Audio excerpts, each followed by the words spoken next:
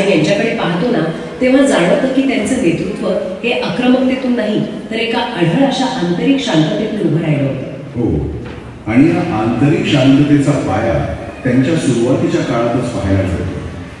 पंजाबमधल्या बकाला या छोट्याशा गावातला त्यांचा जो कालखंड आहे तो अत्यंत विचार करायला लावणार आहे.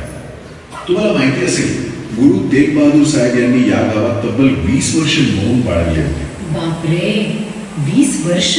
हो, आणि वरवर पाहता कोणत्याही सामान्य माणसाला काय वाटेल की हे मौन म्हणजे जगाच्या कोलाहलापासून किंवा जबाबदाऱ्यांपासून पळ काढणं होतं. बरोबर, संन्यास घेतल्यासारखं. अगदी.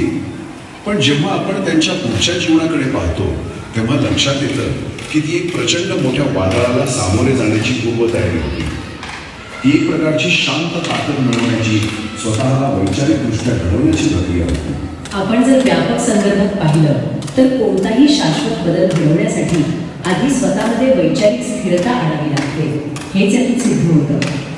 आणि 20 वर्षांच्या या मौनानंतर जेव्हा त्यांनी आपला प्रत्यक्ष प्रवास सुरू केला तेव्हा ते माळवा आणि बांगर सारख्या अत्यंत दुष्काळी भागात गेले.